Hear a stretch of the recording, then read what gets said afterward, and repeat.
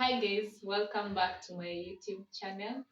I know it's been a while since I uploaded a video, but now I'm back, guys, with more videos and more content. So kindly, if you're new, hit that subscribe button, and if you have not touched that notification bell, kindly do it so that anytime I upload a video, you'll be notified. Uh, Today I have a guest. Ah, Okay, I want to introduce him. Or rather, let him introduce himself. Introduce yourself to the people. Thank you. Steve. Yeah, I think that is You much go of an to no, introduction. no, Yeah. like tell them everything. I'm I'm Steve. Steve. I'm a political analyst and a sociologist, and I'm her friend. Yeah, I'm her friend. Sema ukweli.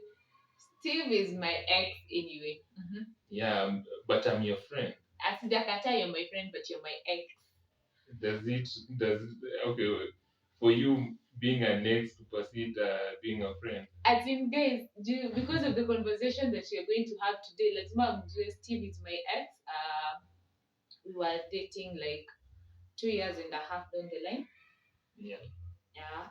And our relationship lasted for 1 year. Yeah. Almost 1 year. And so today felt like it's good I have a conversation with him kwa sababu like vile tulikosana, actually kila mtu alienda njia zake. He didn't tell me what happened, so like nimekanga tu gizani.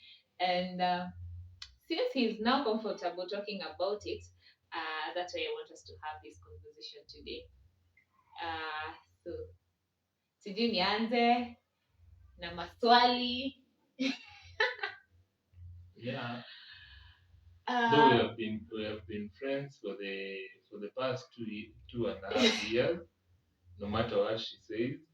So we have been talking, we have been meeting, not meeting, meeting. Yeah, and for me, the friendship has still been there. Though at some point she said she doesn't need a friend in me, but we have been friends, and I think we are still friends. We still share a lot of things, a lot of our personal struggles, a lot of our personal things we are doing here and there, and businesses and what have you.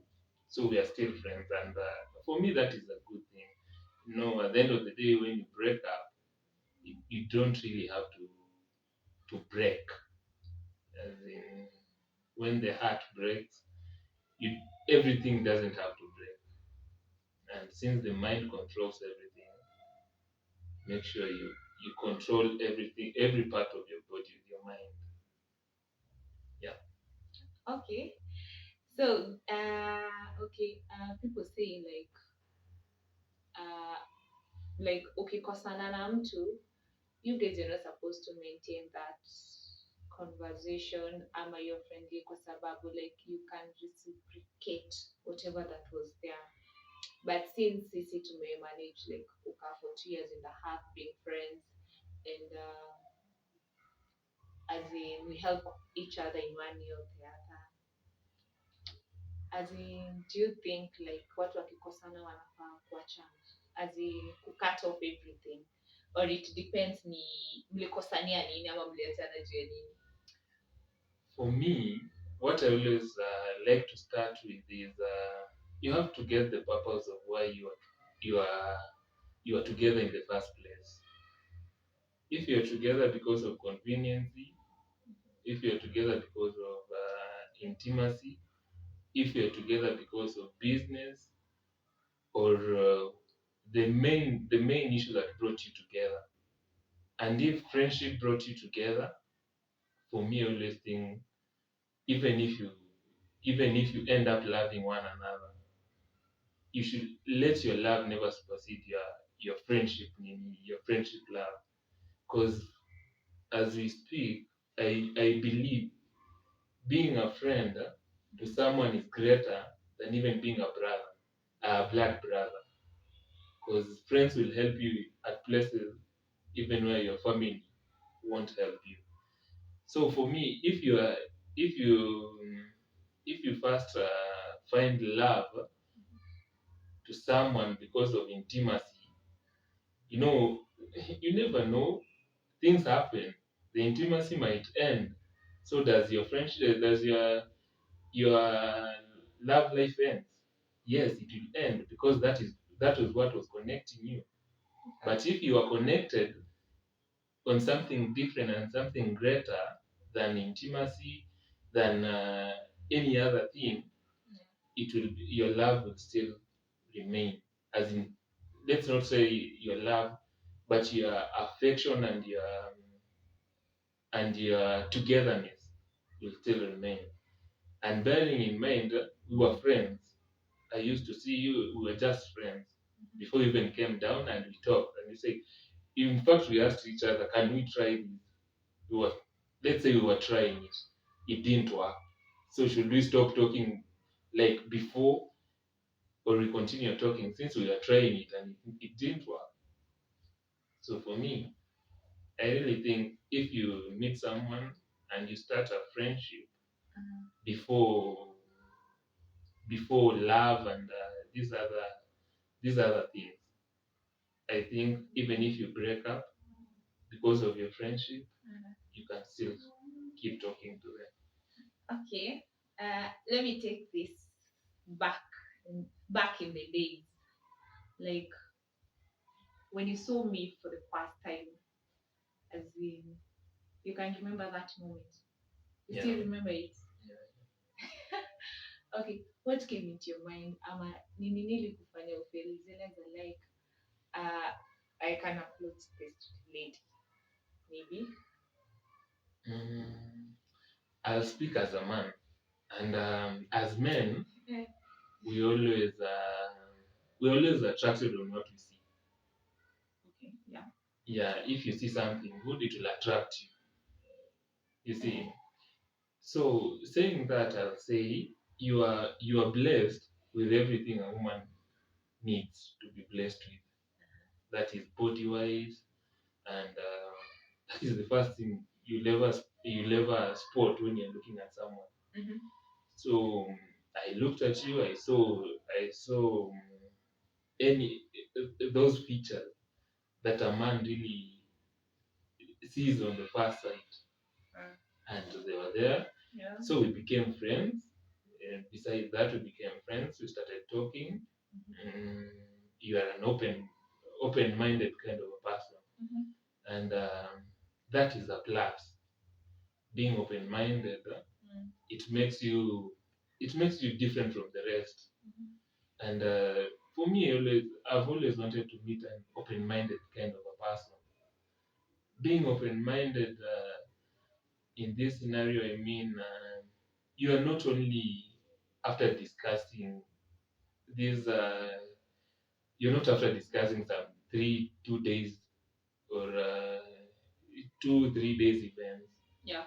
You are somebody who looks in the future.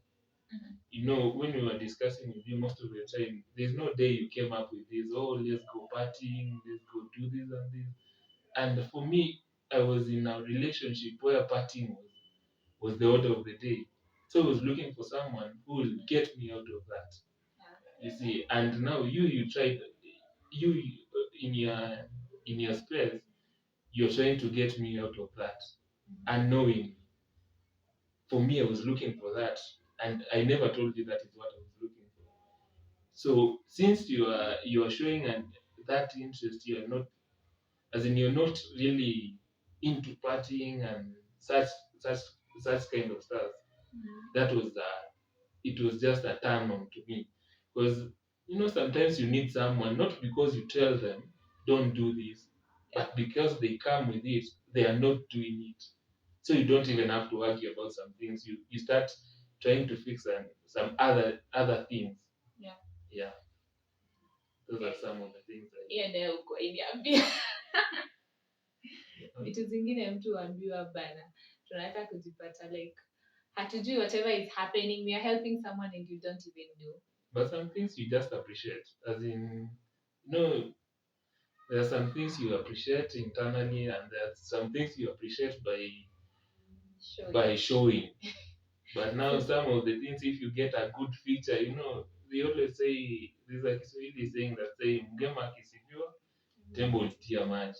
So sometimes you might decide to praise that thing, and she ends up destroying it. So it's better you know it and you're happy about it, and you're okay with it. You don't have to tell her. That becomes your let me just use this thing. That becomes your G spot. You think of that, you thank God. This is what I was looking for. I'm okay with it. I'm satisfied. Okay. So like okay, hiyo period yote like tulikuwa tuna date and did you think like as in, is there a day or you feel like you made the wrong choice? As in before we came to that point yenye tukaanza kukuwa na so many issues. At first, did you feel like you made the wrong choice? Ama you're always happy like choosing me? One thing about me, I never decide on something that I have not decided on. I don't know if you get that point. But unajua ni ile like naweza decide but sasa kufika unajua naweza decide wacha nipite hii barabara. Kufika pale mbele upate hiyo barabara imeharibika hata huwezi pita. So you have to go back and try another route. Just as I was saying, when I decide on something, I decide knowing it's a perfect thing or it's a good thing. Besides that, everything, even the road, as you're saying, you can see it on your first sight. You just saw it and you thought it was good. Along the way, you found it is terrible. You see, the same thing in a relationship. When I saw you, I saw everything good, and though deep down I said, at the end of the day, someone will always allow you to see the goodness in them. The evil, the ugliness, they'll never show it to you. That is why and it's not a bad thing. That is why most of the women, when you call a woman for a date, they will wear makeup to come see you. Why? Because they want to. Now, it's not it's not an attack to women. I respect women, but it's just a way to explain my point that they'll not show you their true face when you want to see it. As in, you can't see their true face in a date unless you pick the woman, you go with her at home. You will know about her tomorrow morning. So you prefer that for me, makeup? No, not really. You know, at the end of the day, what I was just trying to say is, I saw the goodness, but I knew at the end of the day, tukifika nyumbani, kesho morning, I won't wake up with the same person as I've seen. But I was prepared. Okay. You see, I was prepared for that, though I knew. So ulijua. Yeah, I knew that everyone has a dark side. Everyone has but ufai kuanticipate. Unafaa kungoja ijireveal. No, there is where we do wrong. You know, when you don't anticipate something, you are not prepared for it. You see, but definitely it's good you anticipate this person is a good person, but she might have some of the dark sides. How can I handle the dark side when they come? You see, you start fixing the dark side even without seeing it. So that when the time comes that you're given the privilege to see the dark side, you can say, "Oh, I was prepared for this, and I'm ready to go into it, no matter what." But if I thought you are just the good person that I know, the good person that you say you are, you see, when a bad side comes on your side, I become I become discouraged. I'm worn out kabisa. But if I had prepared and I said, yeah, I know we are human, we are not complete, we were born sinners, there's a sin in you. I know it is there. So when even as I enter in here, I still it's not going to be a swift road. They are going to be it's going to be bumpy. It's going to be there. Kuna mabonde, kuna nini, but kwa hiyo mabonde nataka kujiprepare. That's why somebody decides to buy a four-wheel drive. You're like, I know where I'm going. Nenda kupita place penye nikikuwa na gari ndogo sitapita. Let me buy this big car. You see, but if you're planning whatever, if you're entrusting yourself, me, I'm never going to use an all-weather road. As in me, I'm just going to drive on tarmac. There you can go away, you can go and buy the Ferrari, buy the Lamborghini. But if you're prepared to go to the valleys and somewhere, you have to buy a big car. You see, so once you place that in your mind that I'm entering into a relationship, this is someone I was never raised with. I don't know you. You're from somewhere different, maybe different tribe, different clan, different color. You're coming with a whole package of a different stuff. I'm a different stuff. We might mix, we might never mix. You see, but I'm prepared. The day we clash, how do we solve this?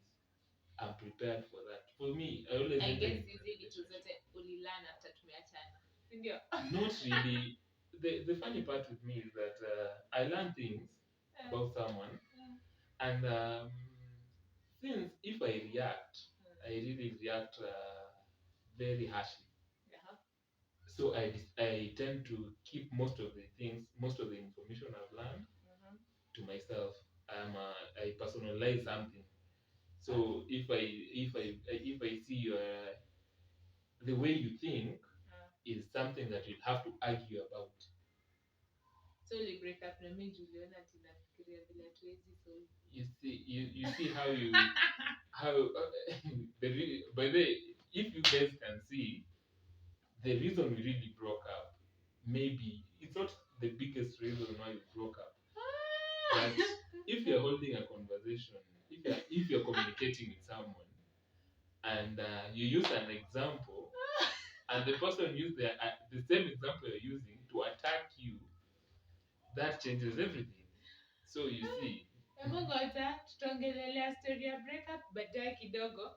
Once let's talk about the positive things first, then tunafika hapo kwa breakup ina. So, like I would like to know, what are these moments that you felt like this was the right thing I did in my life? What are the best moments that you shared zenye hata sasa ukikumbuka they just make you happy? No, we have some good some best moments. Those are low key. You know, the good thing with having someone who is not hyped with parties is that most of your good stuffs are low key. And if you take keen interest in the low key event, there is where happiness is. You know, if you only find happiness when you are drunk and calling your boyfriend's name, you really don't know what happiness is. Imagine you can't if the only time you feel loved is when you're drunk, when you're sober, you don't feel that love. But now for us, because of the soberness that we had for the time we were together, that soberness, whatever you create, whatever you do, that matatu ride, those you waiting for me maybe in town, me coming to pick you somewhere, they really count. You see, but if you have to lower your guard and say you'll only enjoy when I take you to a club and drink and make noise when you're drunk, and we know alcohol distorts someone's ability to think even. So unless you're thinking, you'll know what happiness is. The day we dated for 1 year na tukuenda club pamoja. No. Ouch. Anyway, that was a good thing. 1 year, no clubbing. But anyway, people make memories in different ways. So like you don't have a specific specific activity ile like apart from you kungojea in town and everything, like hauna specific moment like you can say Fidelis did this and this and I felt like hapa nilikuwa napendwa. There are some moments though for me being a lawyer, being a lawyer, you know, I'll always credit where food is. The funny fact is that I love chapati a lot. I love chapati. Yeah, I know. Me, even in my life, I said if I get a wife, if you don't know how to cook chapati, I'll just drive you back to your mom. Tell your mom, please help your daughter know how to cook chapati. For ugali, I'll cook ugali for myself. I can cook ugali. I can cook better ugali than you. So for ugali, I'll cook it myself. For meat, I can cook it myself. So there's a time you cooked chapati and it was just wow. This is everything I need for me. I just need my life where I can be eating chapati. And if you can cook chapati, imagine the only thing is pressure mwanaume ni make kupika chapo peke yake. I'm a lawyer, by the way, you have to understand. But wale wanapenda ugali si chapo. Food. They're from flour all. But ni kama na folingi by the way in love na maboy wanapenda chapo. Cause currently pia yeye anapenda chapo. So I don't know why, but either way, maybe ni vile nilifunzwa na mamangu kupika vizuri. Ndio. Maybe. But I generally love chapo. It doesn't matter the design, the shape they come into, so long as it's chapo. So what upendi hata taste? Si taste ilikufresha? No. I haven't said the taste. I said the design. The design is the shape. Chapo ni design na taste. Me kama unaletewa chapo. Hakuna kitu kaa hiyo. You kaza. Vile so na out there, if you can cook nice chapo, just hit me up.